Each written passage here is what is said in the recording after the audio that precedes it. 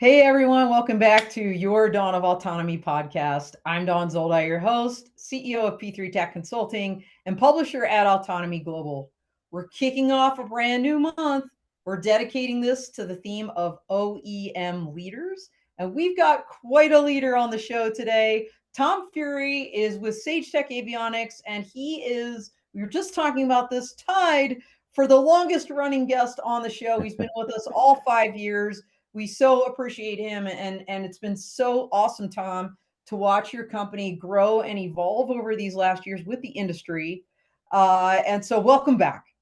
Okay. Well, Don, it's great to be back. And I guess kind of like a bad penny, you just can't get rid of me. I keep coming back time after time. But it's always a pleasure to talk. And if I think through the conversations we've had over our history together on this, man, the excitement, but the ups and downs and the hurry up and waits kind of thing. But we continue to see a lot of exciting things going on and a lot of opportunities for all of us in this space. Yeah, absolutely. And the ups and downs, I think that really kind of encapsulates where we've been even just this year, right? In the drone industry where, we saw a horrific crash from a safety standpoint in aviation in the January timeframe. It was commercial aviation, but all these have ripple effects, right, across the industry from a safety standpoint. We're seeing lots of things happening over in Ukraine and Russia still with drones. And so it's been a wild year, wild run. And then Part 108 has come out. So I'm super excited to talk to you about all of these different facets, Tom. But before we do, and we talk about all the things that Sagetech brings to the fight, if you will, why don't you just tell us a little bit about yourself for those that don't know you? Okay. Well, as Don mentioned, I'm Tom Furey. I'm the CEO of Sagetech Avionics. We're a small business that is, to me, we sort of straddle the line between the drone industry and commercial aviation. My background is through a variety of general management. I've been with Sagetech or its predecessor for about 10 years now, which seems like only yesterday. Started my career in the U.S. Navy flying A-6 intruders off of aircraft carriers and been lots of interesting and fun places since.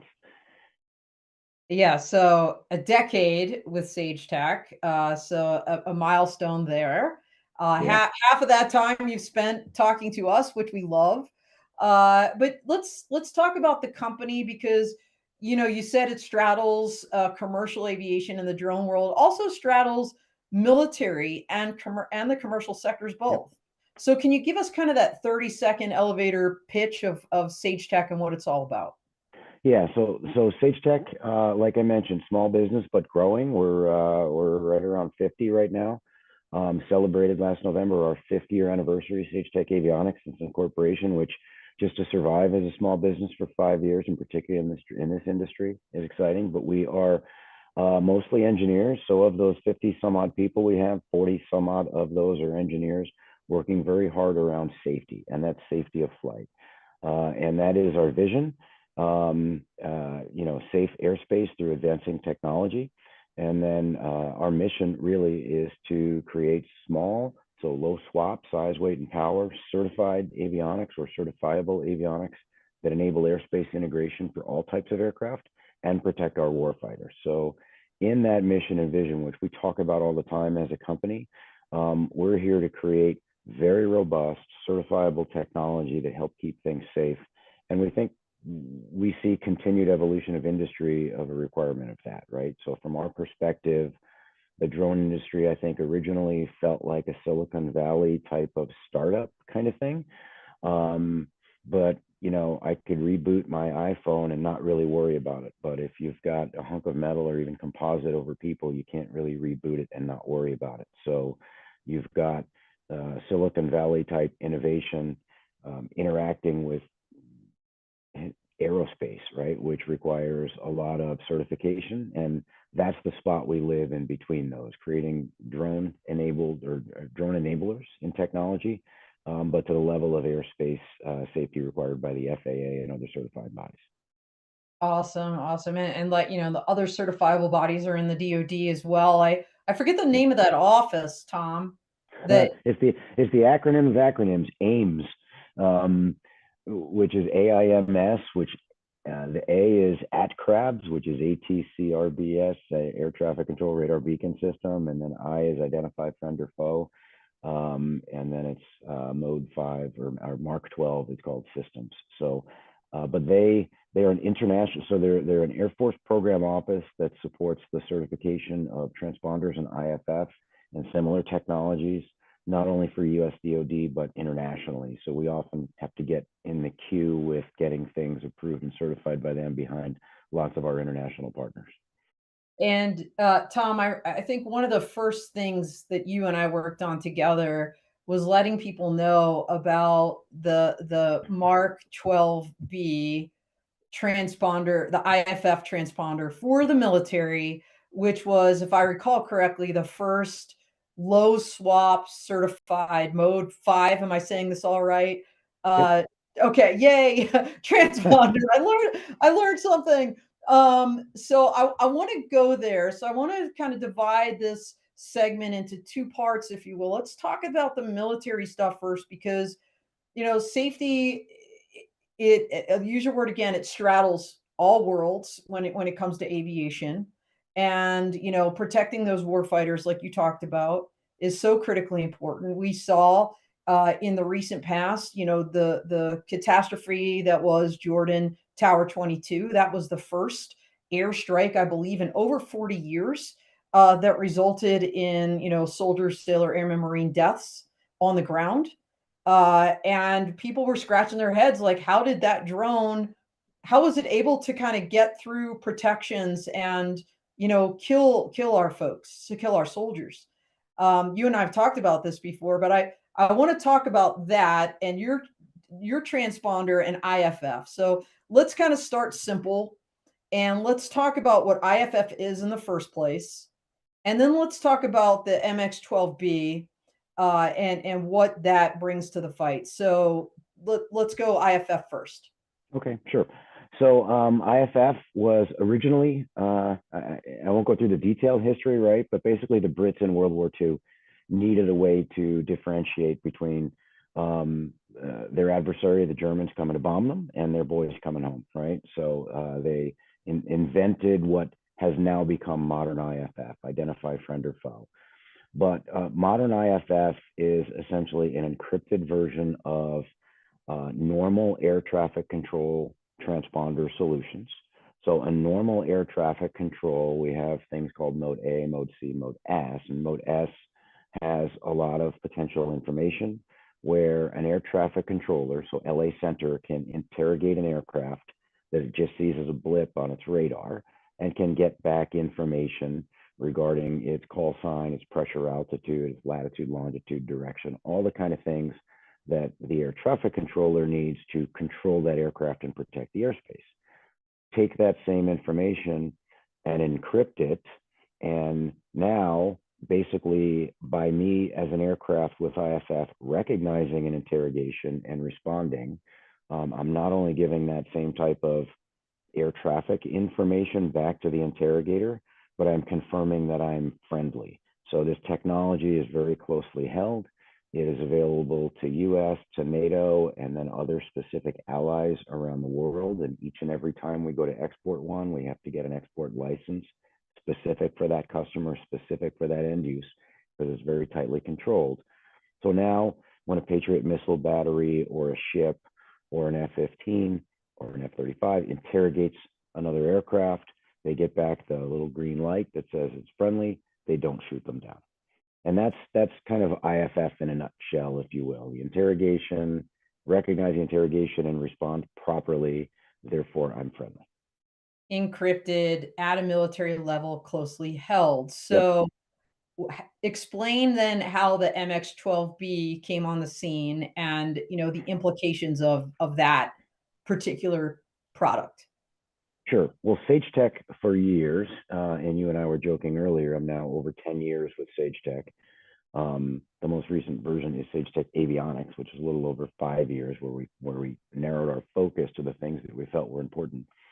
But more than 10 years ago, really about 14 years ago, Sagetech started selling very small transponders that were not certified, but essentially did the same thing as normal commercial civil transponders did with modes A, C, and S. And those were used very, very frequently by by drone OEMs that were either selling to or flying on behalf of the U.S. DoD in different places like Iraq and Afghanistan, et cetera. And that was done to ensure that there was to maintain air traffic control. Right? I've got a drone coming home and I've got a KC-135 in the pattern. I don't want them to hit each other. Right. Mode 5 was something that had been developed, but by 2020, it was now mandated across NATO that we switch from the old version of IFF, Mode 4, which was around since back when I flew many decades ago, right? Or a few decades ago. And, Mode 5 we knew was coming along, and we knew that drones were going to continue to be a major part of warfare and aerospace in particular.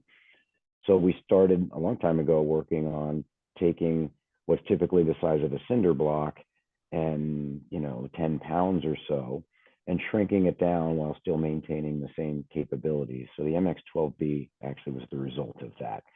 So we took a very robust platform. I like to say our engineers bend the rules of physics. They maybe don't break them, but they stress them quite a bit to see what they could do about a very highly amplified transmission that is required right next to a super sensitive receiver, and then doing all this magic in a box the size of a deck of cards that weighs about a third of a pound.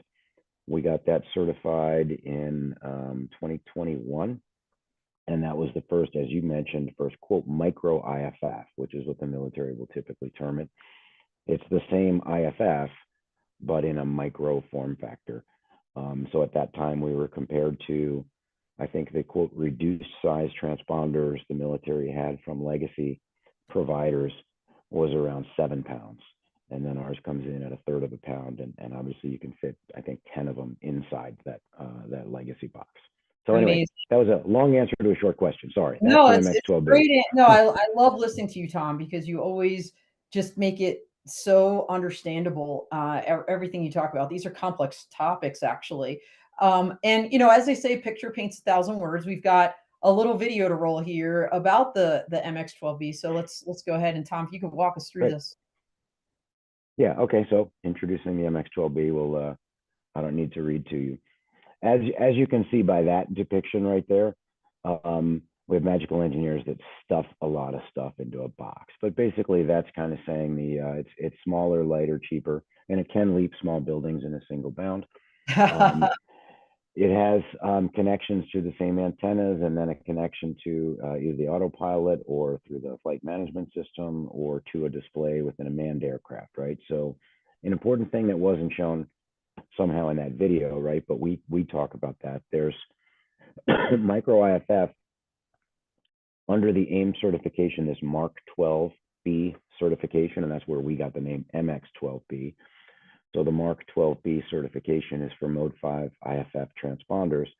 And there are requirements there for diversity antennas because aircraft can be large, and diversity means 2 different antennas that operate in a unique way, one on top, one on bottom, so that the aircraft is never shadowed. The antenna is never shadowed and hidden by another part of it. And then also there's a certain power transmission requirement so that the aircraft can be seen at an appropriate distance. Right. There's an appendix to that specification that allows for a single antenna and a lower power transmission. And we have some competitors that leverage that for an easier transponder to make.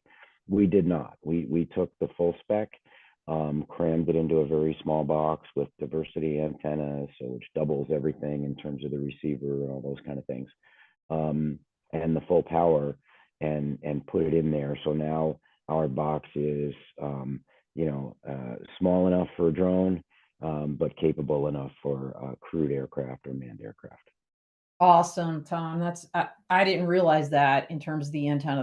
That's all new to me too. And we've been talking for years, as I mentioned. But so let's kind of go back to this Jordan Tower 22 thing, right? So this incident, very significant for the military in terms of drone attacks, and if memory serves, it wasn't a small drone.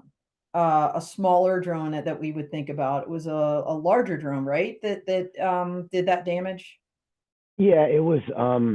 We believe. I believe, and again, I haven't been privy, thankfully, to the classified investigation into that. Yeah, So therefore, I can't share anything classified because I yeah, have no sure. idea.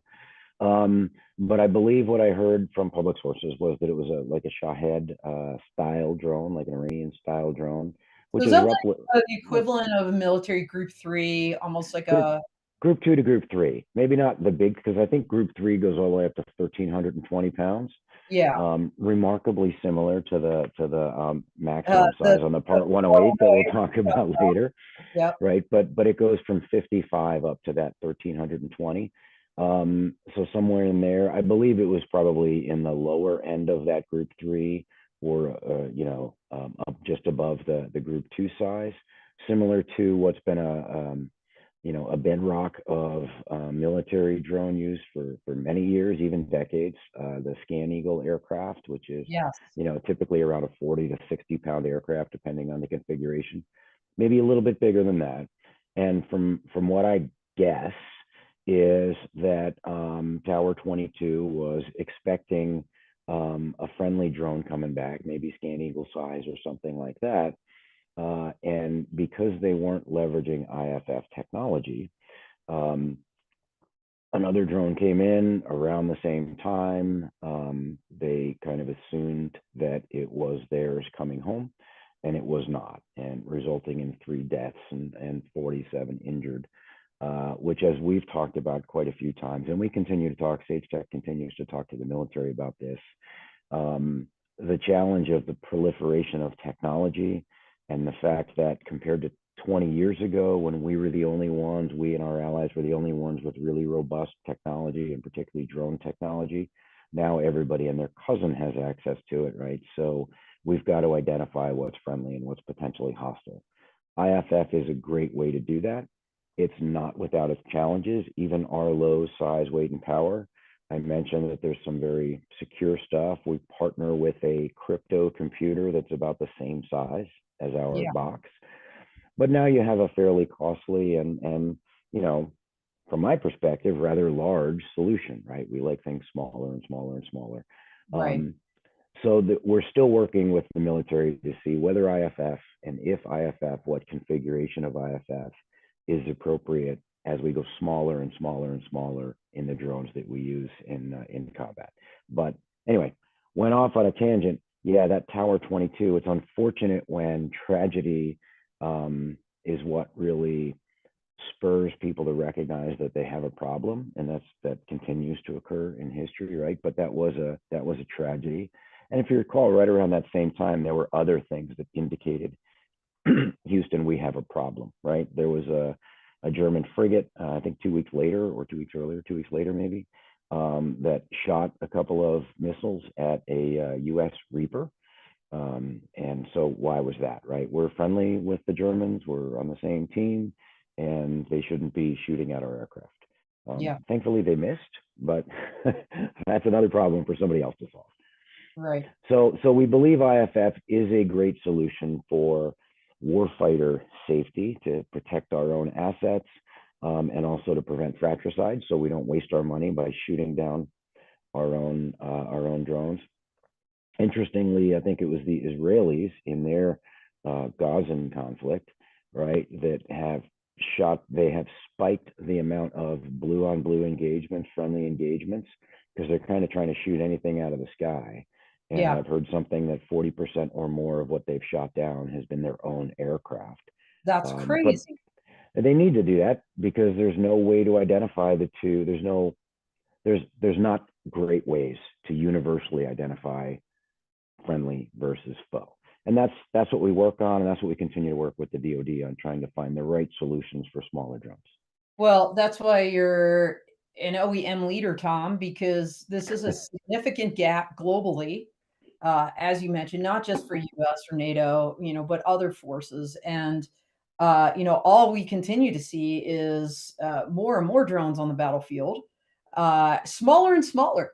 Yep. I mean, look, they're using first person view FPV drones in Ukraine, right? They're using like fiber optic cables and whatnot. I mean, It's almost like I was talking to Brian Sardock from Bavona AI. He was part of our Law Tech Connect back in May, and I think we're streaming that panel about kind of lessons learned from Ukraine for the commercial world, like next month or this month in September. And he was basically saying, look, if your information from the battlefield is more than a week or two old, it's irrelevant because things change that quickly. And so I'm glad that you're behind the scenes working on the solution to create a smaller and smaller swap IFF for the safety of our troops. And that's maybe also a good segue, Tom, to talk about the commercial sector and all the things you're doing over there as well. And as we were talking about before the show started, sadly, the military and the commercial world literally and figuratively collided back in January with that fatal aircraft mishap in the Washington, D.C. area. And I know your team has been very much a part of, let's call it the forensics of that with NTSB after the fact, some hearings. So I'm sure most people know what that incident was, but why don't you kind of set the stage of what it was, and then let's talk about some of the technologies that you have that are relevant to preventing such incidents, and then we'll get into those hearings and what those Yep. mean for the future. So let's start with the incident just briefly. Sure. So briefly, and again, I don't remember the exact day, but there was an Army Black Hawk helicopter that was flying on a route that they typically fly. They fly all the time, right? And there was well qualified pilot in command. There was an instructor pilot on board and crew on board. And then there was an American Airlines CRJ aircraft that was coming into land at I want to call it National Airport, but Reagan National Airport, Yep. I guess, right? Yes. And that's a very busy traffic corridor. And the two collided, right? So I think 67 people on board were killed. I mean, obviously, everyone on both aircraft were killed. And this is a prime example. And it's not a military problem per se. There are some aspects of this that are caused by the fact that one was a military aircraft. But avoiding collisions in congested airspace and the area around Reagan National Airport is certainly congested airspace, and that's a problem. And particularly when you think about, we still have fundamentally 91.113 says it's the pilot's responsibility to see and avoid other aircraft, and fundamentally that's where the accountability rests, right? At the end of the day, the buck stops there with the pilot of the aircraft or the operator of the aircraft. It's certainly, if it's a drone. To see an aircraft, I don't know if you've ever looked around when you're coming into land at National Airport, and I've flown in my Navy days in environments like that as well. To look around there, it's not just that there's a lot of aircraft. You've got the Wilson Bridge lights. You've got lights on top of buildings. You've got so many different visual distractions around. To try and pick out at night a light that is the aircraft that you could possibly hit is very, very difficult. So there are technologies that can help with that, and a couple of which the primary technologies there are things that we've been focused on for years. Yeah, so let's talk about some of those. Yeah. So first of all, there's ADSB, and another one of those great acronyms, right? I'm sure you know off the tip of your tongue that's Aircraft Dependent Surveillance Broadcast, which it doesn't make any sense unless you get deep into the technology. But basically, where transponders that we talked about before are an interrogation and reply, and you and I have used this before. I go right to my juvenile mind and I go, that's the Marco Polo thing, right? The interrogator says Marco, the transponder says Polo. But that gets crowded in terms of, because when the interrogator says Marco, depending on the mode that it's in, maybe everybody that can hear it says Polo. So it's like very, you very do in the crowded. pool when you're playing exactly. that. So then ADSB is more like what I like to say, the Horton Hears a Who. And if anybody has remembered that, there was the people on the dust spec that just kept saying, we are here, we are here, we are here. Well, that's ADSB. So instead of relying on interrogation from LA Center or from Atlanta Center or from whatever, You just say a few times a second, about 6 times a second on average, I'm here, and some information about yourself. Now, the importance of that is if you interrogate and respond, the interrogator now knows that you have someone somewhere, but that's it, right? So if I'm another aircraft and the air traffic control center has interrogated someone and says there's traffic there, now I'm relying on that air traffic controller who's busy, right, to tell me where that traffic is and in relation to me. Wouldn't it be great if I could hear something from that other aircraft and know that that aircraft is there without there being an air traffic controller involved? And that's what ADS-B enables. So not only are you saying all the time, I'm here, I'm here, I'm here, but now ADS-B receivers, if installed on other aircraft, are a passive way for them to see what traffic is around. So that's one level of technology that improves the safety case for a situation such as we saw at Reagan Airport, right? Still a couple of issues with that.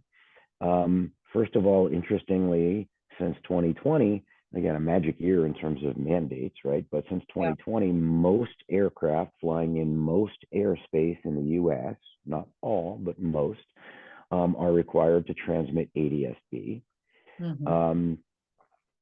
But nobody's required to have an ADS-B receiver. So we're required to put the information out there, but nobody's required. Nobody's required to listen, right? Yeah, it's like tree falls in the woods and no one's there to hear it make a sound. Yeah, and in this case, you might get hit by it, right? Not cool. Yeah, not cool at all. So, however, ADS-B, when you have a receiver in the cockpit, can do wonders for helping the pilot who is responsible for the safety of the aircraft, or the operator at the ground control station of a drone, to put eyes on traffic, right? It gives you a graphic display that says you've got traffic 1 o'clock at 2 miles, and you go look and you say, okay, now that's the light I need to focus on. So that's one thing. But again, the cockpit of an aircraft or the ground control station of a drone, but in this case, this is crewed aircraft, right? The cockpit of an aircraft is a very busy place, especially when you're flying at low altitude, the 400-foot range, 200-foot range. Your head's on a swivel.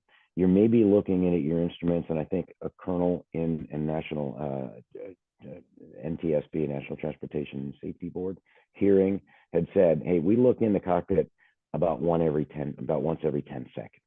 So most of the time, you're looking out for traffic. So now, while it's great to have a little scope that tells you that there's traffic in different places, the pilot is appropriately not going to spend a whole lot of time staring at that thing. Right. So now you go to the next level of safety, and that's where our true focus is. We can run the little background thing now as an image on that for ACAS. Oh, there we go. The image you see, super crowded. I think that was a NASA/FAA image, so all rights go to NASA on that or something like that. But basically, ACAS X, so ACAS, Airborne Collision Avoidance Systems. ACAS X is this current generation of that, and it's for whole airspace. And what that... Can I ask you a question? Is this like the next generation of TCAS? It's exactly that, right? So it's eliminate a lot of the restrictions that were on the use of TCAS, and I'll explain that in a second. Okay. So now you have ACAS X, and ACAS X has a whole bunch of little ways to differentiate which version of ACAS X. So TCAS was TCAS. You had TCAS 1, and then TCAS 2 did certain functions. They weren't for different aircraft that had new capability, right? And then along comes ACAS X. Some of the limitations... I'm sorry, I'm going to interrupt you. No, go ahead. That's right. Terrain Collision and Avoidance System. That's what TCAS. Not terrain, traffic. Traffic Collision and Avoidance System. So what's ACAS? ACAS is Airborne Collision Avoidance System. So yeah, don't get me into that. I mean, because truthfully with TCAS, Europe called it ACAS. And now we come along with a new ACAS. But now everybody, I think, is around with ACAS X as the most modern technology because there's a few things. So TCAS limits the aircraft that it's applicable to. So TCAS was designed for commercial aircraft. It was started after 2 commercial transport aircraft, airliners, crashed over the Grand Canyon in 1947. And that was when that technology was started to develop, right? And so it requires that you can climb at a certain rate, 2,500 feet per minute. It requires that your aircraft is moving at greater than 100 knots to be effective, or something like that, right? So it's pretty restrictive. An Well, eVTOL aircraft. you alluded to this, but with the ADSB, you have to look at a screen. With TCAS, it kind of yells at you. It does yell at you. There's oral alerts, right? And then there's also alerts in your cockpit that tells you you have a traffic advisory that says there's traffic at a certain place. It might say traffic. And then there's a resolution advisory. And in theory, the traffic advisory is advisory in nature. You've got traffic. And then the resolution advisory is directive in nature, that tells that you must follow, right? If you have that installed, climb or climb or descend, and that's all it says on TCAS. So TCAS, and when the two aircraft have transponders that are talking to each other, they do this little magic of putting different information in different registers. So one will climb and one will descend to avoid a collision, but it's always vertical advisories, climbing and descending to avoid potential collisions. So how is ACAS, how does it improve on that? So ACAS improves in a bunch of different dimensions. ACAS is better. And it was developed by people that develop things that I can barely pronounce, right? But these Markovian processes, it's probabilistic. It uses machine learning in developing the algorithms.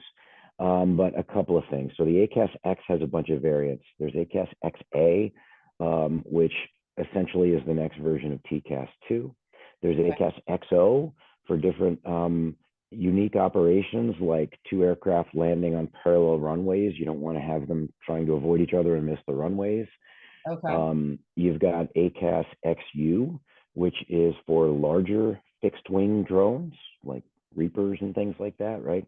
Okay. You've got ACAS SXU, which is for small drones, rotary or fixed wing. And that's passive. So that's for the kind of quote below 55 pound. And there's sort of a gray line is 55 pounds, but that's roughly where the cutoff is. And then you've got ACAS XR, which is for rotorcraft. And interestingly for us, we're focused on that right now because this will be the first time that rotorcraft have a collision avoidance system that is relevant for a rotorcraft, right? Because the case, so that's crazy to me. Yeah, so the one, so that's one thing. It's applicability to all different aircraft that are going to be darkening the skies, right? That's one advantage that ACAS X brings. There's a few others. There's the potential to reduce the restrictions on altitude. So TCAS, and again, don't quote me on this because I don't study TCAS because we're not making it, but I think it's about 1,000 feet below that. Resolution advisories are suppressed or something like that. So once you get in, once you're coming in, then some of your alerting is repressed. And this instance that we talked about around National Airport was at low altitude. So those they would have had suppressed alerting in that place. ACAS allows the system to operate at a lower altitude. It also reduces more than 50% of the quote nuisance alerts, right? So there are times with TCAS when it's telling you either that you've got a traffic or potentially a resolution that are not valid. They're false positives, right? You're not on a collision course with that aircraft for a variety of different reasons. And ACAS, the way the algorithm has been developed, is much better at filtering out false or nuisance alerts, so greater than 50%. So those are the primary reasons that ACAS is an evolution of TCAS, a better evolution, right? The applicability across different aircraft. Oh, and it also gives you not just climb and descend alerting, which obviously at low altitude, a descend alert would be a problem. Yeah. It can give you turn left and turn right alerts. So it can give you horizontal or vertical guidance or blended. So it might tell you turn right and climb or turn left and descend or things like that. Yeah, I was smiling because you had forgotten that. And I remember you told me that when I was preparing for some Fox News interview way back then after that incident, Yep. picking your brain on all this, and you're like, yeah, and it gives you these other, kind of directions that in other dimensions that has never been possible before. So that's amazing. So Tom, you guys are working on ACAS at Sagetech. Yeah, and to bring that, yes, and to bring that back to this collision we were talking about, right, which is unfortunate, but we need to learn from these things, right? Yeah, Um, the visual separation, listening to the air traffic controller, and then looking for traffic is the first level of safety. ADS-B can provide another level of safety, but now to me, ACAS, I won't say it's the ultimate, but it's probably the best technology for that kind of safety right now, because it will tell you that you have it's the same kind of two-level warnings that TCAS had. There's a remain well clear, which is um, an alert that it tells you, hey, you've got traffic, you might want to avoid this quadrant kind of thing. But then when there's an imminent potential collision, it gives you direct guidance. And again, there's visual, but there's also oral in your ears clues to say, climb at a certain rate and turn left or something like that. yeah, And to me, but when you're in this busy environment and the pilot's head's on a swivel and you've got gauges and you've got engines to worry about and a mission to perform and all those different things, if you can avoid having to be forced to get your eyes on something or to look at a screen and then interpret it and then think about what do I do and know if I'm going to turn left, now I've got to look over to my left to make sure I'm not going to turn into somebody, right? ACAS yeah. does all of that thinking for the pilot and gives them direct guidance. It says, look, climb and turn left. And then the Well, pilot can recover from that situation and then figure out where to go from there. Well, what you're talking about, as I'm listening to you, Tom, we're talking about advanced levels of automation. And, with the Part 108 just coming out, the notice of public rulemaking, right? Still got to Yep. get those comments in, still have to adjudicate that, put out a final rule. But, when you read it as it is today, there seems to be kind of increasing requirements for autonomy as you get to higher category levels, as they call them in the rule, Mm-hmm. more complex operations, higher ground and air risk, things like this. So it's really exciting that you're involved in ACAS. So let me ask you this: two things. First, just very briefly, because we're running out of time, we had so much to talk about. Your team was involved in the NTSB hearings on this. And there were also some follow on MIT studies based on that collision that we learned some things about ACAS. Can you briefly kind of summarize what we learned about the effectiveness of it? And then, secondly, I know this is a compound question, so bear with me. Secondly, I want to talk about like Part 108 and where do you see ACAS and where do you see this collision avoidance going for beyond visual line of sight for the drone industry? So let's start with the NTSB and MIT lessons learned on ACAS or collision avoidance. Yep. Okay. So in that you're correct, and thank you for recalling that. We did our director of systems engineering, Stacy Rowland, who's not just really great at our company, but he's an industry renowned expert in TCAS and ACAS and surveillance systems and transponders, but really around collision avoidance.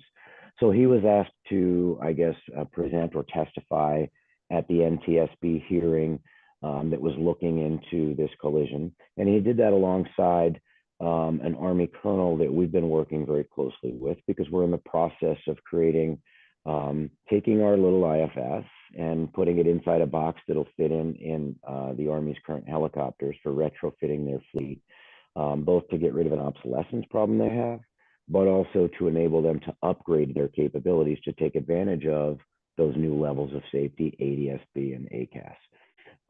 So they talked obviously from an Army perspective, since they were one of the players in this incident, right? They talked about their aircraft, their current fleet equipage, and what their intents were with their aircraft over time, or intent is with their aircraft over time. And then Stacy from our company talked about ACAS and talked about its capabilities, and then talked about our solution for ACAS, which we're kind of a leader in ACAS, and we're absolutely the leader in low swap, size, weight, and power ACAS. I think we're one of the few games in town. So that was in the hearing where we just provided that information. to the Transportation Safety Board. So as they contemplate things, they will figure out what their recommendations are as a result of this. We already have a sense that the recommendation is going to be that we should start relying on ACAS, and particularly ACAS XR, leading into what you had just alluded to as well. During that same hearing, and as part of public record, I believe it was MIT that did the study, but they took the exact scenario that occurred in that collision, simulated it multiple times with different equipage on the two different aircraft, and 15 different scenarios with multiple simulations, right? In 13 of those scenarios, the aircraft came within a couple of 100 feet of each other, and even narrower than that, horizontal, maybe just a little bit of vertical miss distance. So definitely close to a near mid-air collision, or an actual collision. So an unsafe condition. 2 of the 15 were the only 2 that had ACAS XR on board the helicopter. And those had, I think, an 1,800 and a 2,200 foot horizontal miss distance. So a third of a mile away, well clear of the other aircraft. Something I want to note also is that typically military aircraft, when they're on relatively sensitive missions, which many of them are in the US, they don't, with approval, they don't broadcast their ADS-B. So it sort of relies on the helicopter to see the other aircraft and avoid it, because they're probably not, if it's a military helicopter, going to be transmitting their position for the other aircraft. Right. And that was a key reason why the helicopter ACAS XR was so critical, so it could see the cues from the CRJ and avoid those. So there was not only the miss distance that it provided in these simulations, but also calculations of when the pilot would be alerted to this. And there was very little time in any scenario other than with ACAS. With ACAS, they had 78 seconds worth of warning to avoid that other aircraft. And with direct guidance at, and I think it was like 25 seconds to what they should have done to avoid that, which is that is a lot of time in an aircraft to provide to perform avoidance maneuvers, and particularly when you're told what those maneuvers should be, climb and turn right or whatever it might have been. So we expect the NTSB will find that ACAS is a key enabler for safe congested airspace, and that's exactly what we've been focused on. To your next phase of that question, around 0.108, where does that apply? It's similar but different, right? It's just another, I mean, with Part 108, beyond visual line of sight, now you've got uncrewed aircraft that are flying beyond the line of sight of their operators, so things need to be relatively autonomous, or the information needs to be transmitted to the ground in such a timely manner that they can perform things without seeing the aircraft. And ACAS collision avoidance is a great technology that I think will help with that. It does appear that in the NPRM that the FAA is contemplating requiring that there be some sort of detect and avoid system on board for both cooperative and non-cooperative, and that's kind of our life. That's what we live in with ACAS as the brains. And there are people that do the create your, do it yourself kind of detect and avoid, like, hey, I see something out there, so I'm going to do something to get away, which is great. And I think, I'm not sure what the FAA will require in terms of specifics, but ACAS is a, again, not a Sagetech technology. The algorithms themselves developed by Johns Hopkins and MIT Lincoln Laboratories. But if you've got two, as we've mentioned, if you've got 2 aircraft coming towards each other and one decides to turn right and the other decides to turn left, you've still got a collision. With ACAS, you provide for that coordination between them, and you provide a predictable avoidance maneuver, which is another level of safety. So I suspect from a Part 108 perspective, as we see the DAA use evolve, we'll start to see the need for a more standardized DAA, so it may require ACAS or something like that. The other thing is non-cooperative sensing is a technology that hasn't been perfected yet, right? We continue to see things improving, but to pick up a small drone or pick up another aircraft, if they're not transmitting ADS-B, is difficult to do reliably. So I think we'll continue to see more of positioning for electronic conspicuity, and whether that be ADS-B or repurposing remote ID for safety reasons or things like that. I think that'll continue to be part of this, and we see the seeds for that in the Part 108. Okay, awesome. Well, that's great. I know we're getting close to our time, so Tom, I want to wrap up here, and if you could just give us, an indication of what we can expect from Sagetech over the next couple months, where you see the company going as a continued OEM leader, and then of course wrap up with how people can reach you and learn more about Yep. Sagetech. Okay, great. So we the things you can expect to see from us are sort of more of the same. Our vision has been and our mission have been very, very consistent over the years. As I mentioned, with our partnership with the Army to retrofit their helicopters to advance their technology, we're taking our low swap technology and enabling it for better, faster, cheaper, stronger into crewed aviation with that. And then we'll continue to work on layering in. So what we do is with that MX-12B, the V4 is what we're calling it now. It's a slightly different hardware platform. We're putting that on the Army helicopters. We're making that available for other drones and other aircraft as well. But we'll be able to put ACAS right inside that same box. So it'll be an all-in-one super low swap solution. So that's what we're kind of focused on. We'll be next week at AUVSI Pathfinder in Huntsville, Alabama. If anybody, I won't be able to unfortunately make it, but our team will be there at our booth, and I think it's booth number 1 if you need to look us up down there. And then you can find us at sagetech.com. You can find me on LinkedIn under Tom Furey, F-U-R-E-Y. Don't forget the E. Or look at the wanted posters in the post office. You might see me there too. I don't think so, but anyway, no, that's awesome. Thank you, Tom. I mean, that was a real around the world. Yeah, it was. No, it was awesome though. Really, really well done as always. Very understandable. What you do is so critically important for aircraft safety on the manned side, on the uncrewed side, the DoD side, this commercial and civilian side.